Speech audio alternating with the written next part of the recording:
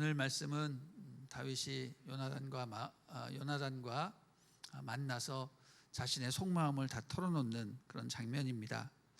오늘 본문으로 시작해서 다윗과 요나단은 긴 대화를 하게 되고 결국 두 사람은 되는데, 그 내용은 사무엘상 20장 전체를 다 차지하고 있습니다. 왜 이렇게 길고도 자세하게 언급하고 있는 것일까요? 그만큼 두 사람은 깊이 사랑하고 있었다는 것을 알려주기 위함인 것 같습니다. 우리가 소설이나 영화를 봐도 사랑하는 두 주인공이 우여곡절 끝에 헤어질 수밖에 없다면 그 내용들을 아주 자세하게 기록하지 않습니까?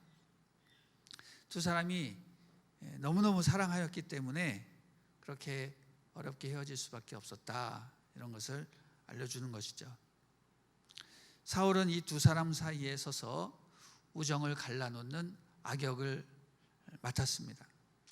사울 때문에 다윗과 요나단은 헤어져야 했습니다.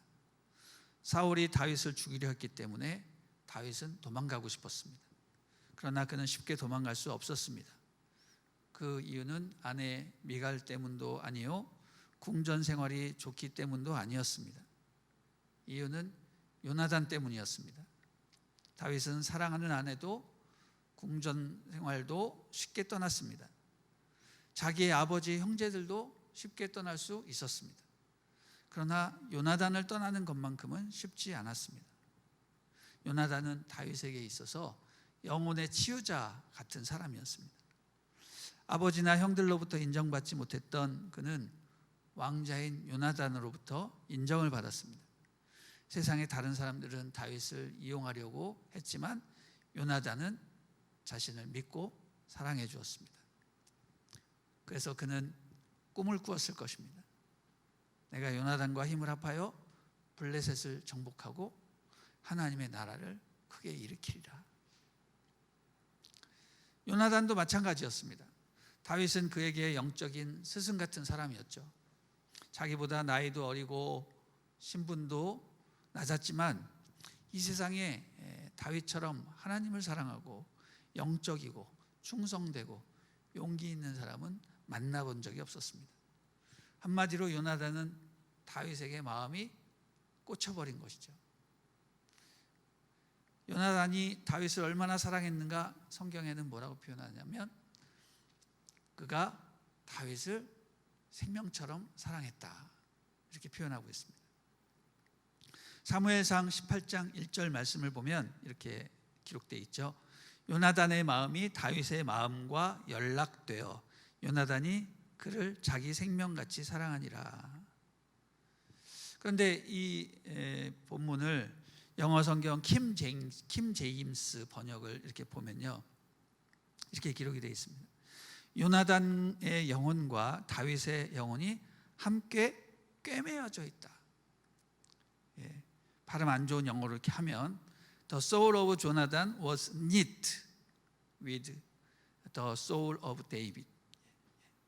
knit. 뭐죠? knit가 꿰매는 걸 말하는 거죠. 다윗의 영혼과 요나단의 영혼은 서로 꿰매어져 짜져 있다, 이렇게 표현을 하고 있습니다.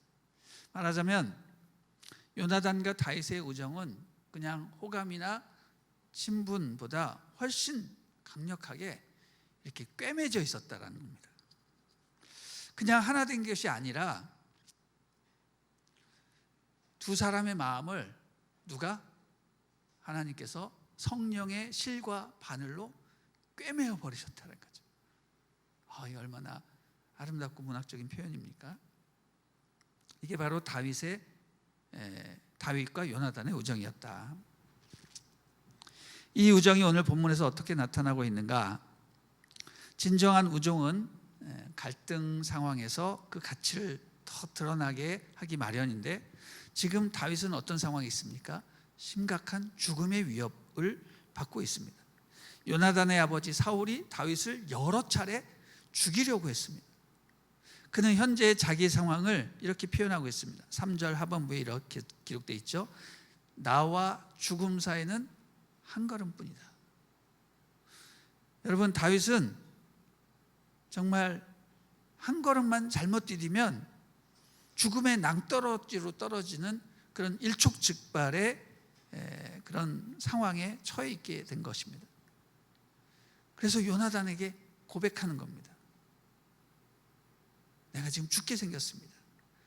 근데 자기를 죽이려고 하는 사람은 바로 당신의 아버지 사울입니다.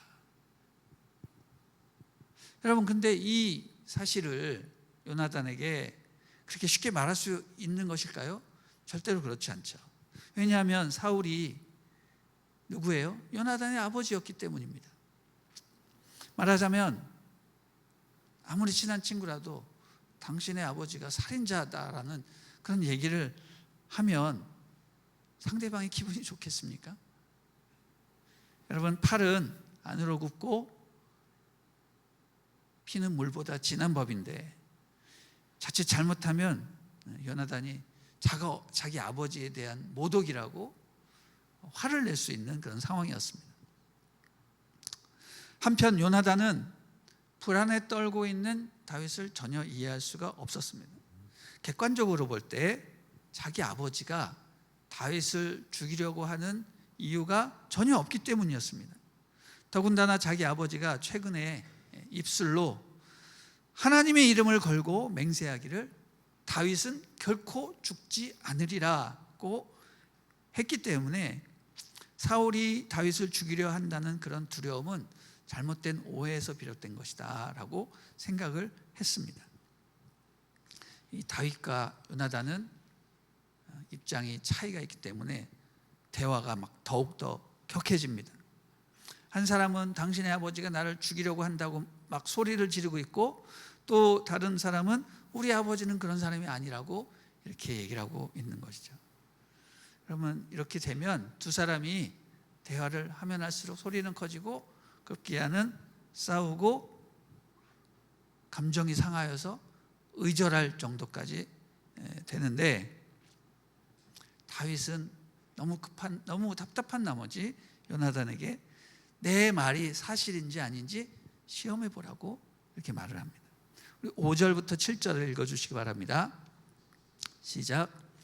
그러자 다윗이 말했습니다. 내일은 초하루입니다. 내가 왕과 함께 저녁 식사를 하게 돼 있는 날입니다. 하지만 거기 가지 않고 내일 모레 저녁까지 들에 나가 숨어 있겠습니다. 만약 당신 아버지가 나를 찾거든 다윗이 집안에 매년제가 있어 급히 자기 고향 베들레헴에 가야겠다고 부탁해 제가 허락했습니다 라고 말해 보십시오. 만약 잘했다고 하시면 내게 아무 일도 없을 것입니다. 그러나 버럭 화를 내시면 왕이 나를 해치려고 작정하신 걸로 아십시오. 보통 초하루에는 왕과 함께 신하들이 저녁 식사를 하게 되어 있는 것 같습니다.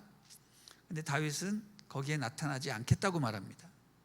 그리고 사울왕이 다윗이 어디로 갔냐고 요나단에게 물어보면 집안에 급한 일이 있어서 고향에 가게 되었는데 왕자인 나 요나단이 그것을 허락했습니다 라고 말해 보십시오 라고 합니다.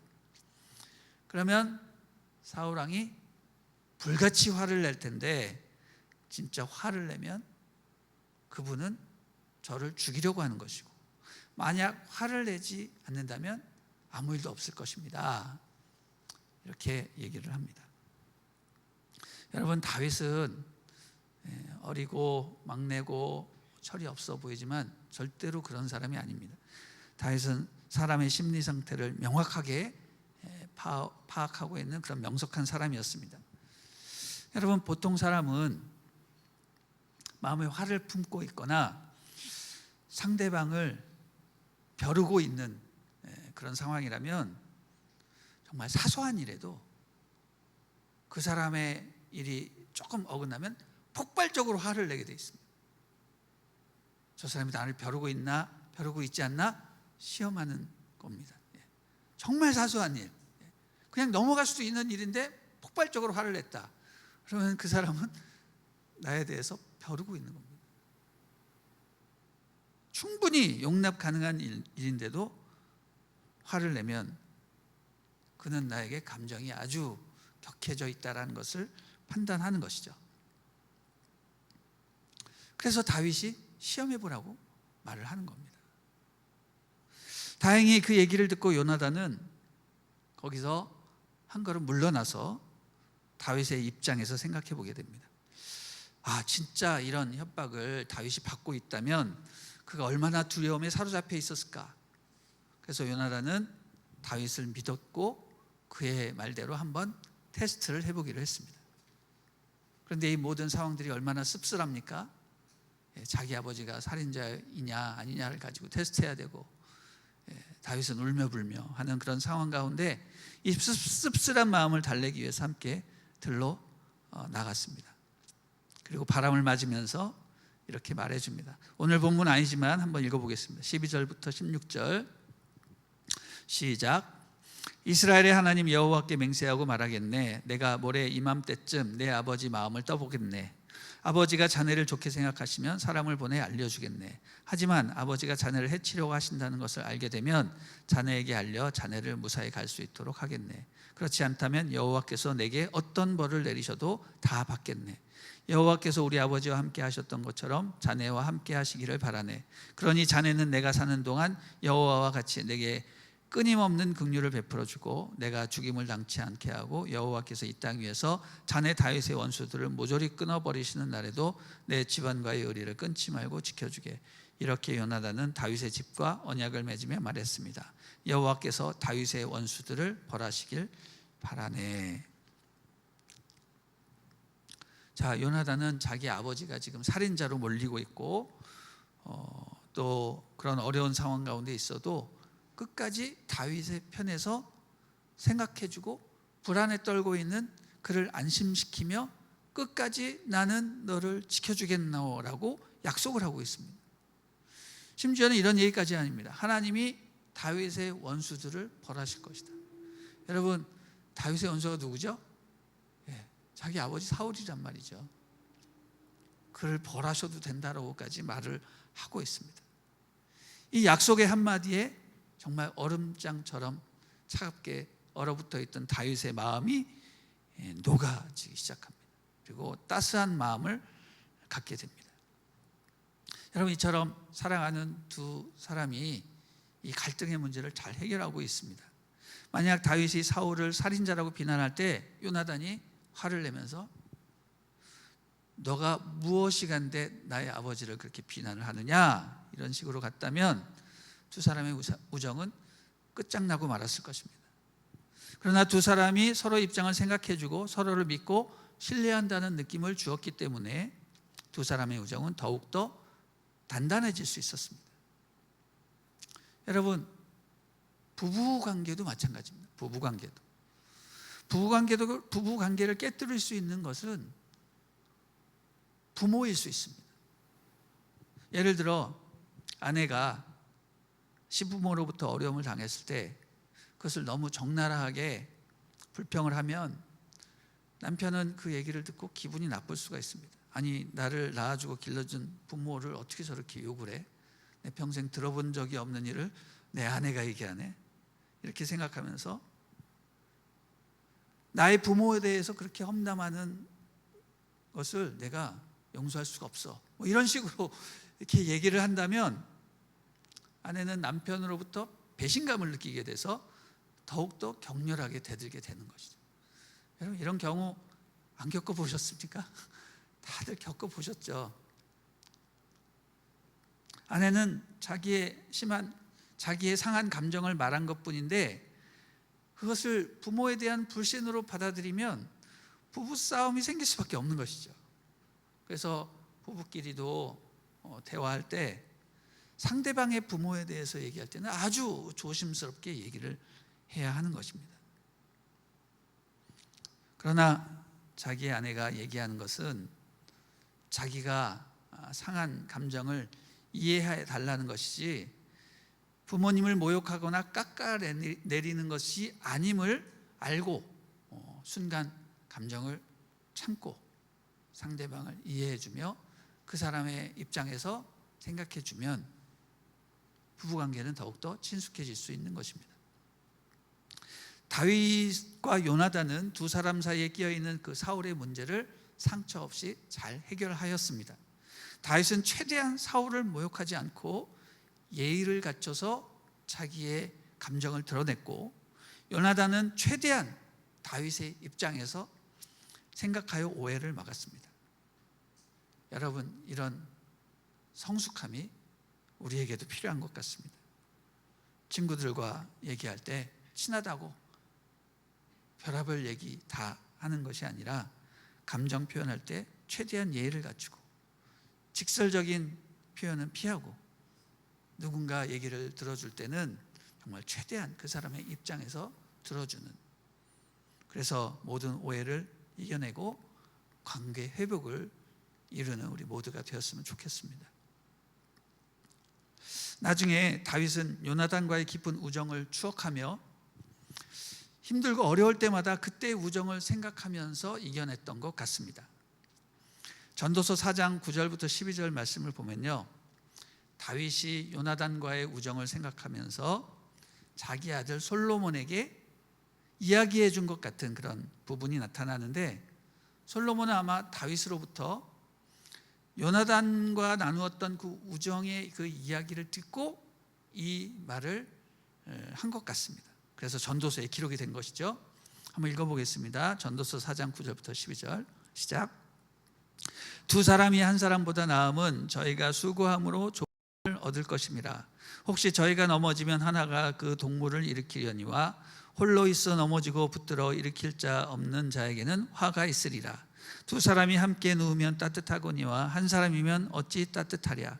한 사람이면 패하겠거니와 두 사람이면 능히 당하나니 삼겹줄은 쉽게 끊어지지 아니하느니라. 자, 이 말씀은 다윗과 요나단과의 우정을 잘 표현하고 있습니다. 특히 이 마지막 구절을 보십시오. 요나단과 다윗의 우정은 인간과 인간의 그런 우정이 아니라 어떤 신적인 도움이 개입되고 있음을 우리는 예측하게 됩니다. 여러분, 두 사람이 사랑하는데 왜 갑자기 삼겹줄이 나와요? 이겹줄이 나와야죠. 두겹줄. 근데 두 사람이 사랑하는데 삼겹줄이 나타나요. 왜 그렇습니까? 두 사람의 우정 플러스 하나님의 도우심이 기입되었을 때 결코 끊어질 수 없는 삼겹줄이 나오는 것이죠. 사랑하는 여러분, 우리의 우정을 더욱더 견고하게 하는 것은 하나님의 개입입니다. 성령의 도우심이 없이는 우리의 우정이 완벽하게 강력할 수 없는 것입니다. 우리의 우정을 더욱더 튼튼히 하게 하기 위해서는 어떻게 해야 돼요? 두 사람이 하나님 앞에 더 가까이 나아가는 거예요. 제가 결혼 주례를 많이 하게 됩니다만 주례 때마다 항상 얘기하는 게 있어요. 고슴도치의 사랑. 고슴도치의 사랑. 고슴도치가 서로 사랑을 하게 된 거예요. 사랑하면 가까워지고 싶잖아요. 그래서 막 서로 가까이 가려고 그러면 자꾸 그 가시에 찔리는 거예요. 그래서 가까이 갈 수도 없고, 그렇다고 멀리 하니까 좀 춥고 외롭고, 가까이 가려니까 자꾸 찔리고. 그래서 고슴도치는 사랑할 때 적절한, 서로 찔리지도 않고 춥지도 않은 그 적절한 간격을 유지한다라고 합니다. 그게 고슴도치의 사랑이에요. 여러분, 그러나 우리가 두 사람이 그냥 단순히 적절한 거리만 이렇게 유지하고 있으면 그 사랑이 계속 뜨거워지겠습니까? 하나가 돼야 되잖아요. 근데 하나가 될 수 없어요. 우리는 우리 스스로의 죄 때문에, 연약함 때문에. 이 삼겹줄의 사랑, 삼위일체의 사랑, 뭡니까? 나와 상대방 사이에 하나님이 위에 계시는 거예요. 삼각형을 그리는 거죠. 그러면 두 사람이 가까워지기보다는 두 사람이 하나님을 향해서 더욱더 가까워지면 삼각형의 그 크기는 점점 작아지는 겁니다. 그리고 하나가 되는 것입니다. 그러니까 두 사람이 정말 하나님을 정말 사랑하고 하나님 앞에 헌신하고 충성하고 그러면 두 사람은 더없이 가까워지게 되는 것이죠. 저는 오늘 말씀을 묵상하면서 우리 부부관계가 이렇게 삼겹줄로 묶여야 한다라는 그런 생각을 하게 됩니다. 여러분, 나이가 들수록 친구가 없어져요. 그렇죠? 진짜 친구는 누굽니까? 우리 남편이요, 아내입니다. 혹시 이 가운데 남편이나 아내가 없으신 분은 하나님하고 예수님, 삼위일체의 사랑을 생각하면서 깊은 교제를 나누기를 바랍니다. 부부관계가 다윗과 요나단처럼 사랑으로 꿰어지고 완전히 하나가 되면 이 세상에 못할 일이 하나도 없는 것입니다. 더군다나 하나님께서 그 사이에서 역사하시면 우리의 관계는 삼위일체, 삼겹줄의 관계가 되어서 더 강력한 역사가 일어나는 것입니다. 다윗과 요나단과 같은 그런 성령의 하나 되심으로 세상의 모든 풍파를 이겨내고 더욱더 친숙한 관계로 승리하는 여러분이 되시기를 주님의 이름으로 축원합니다.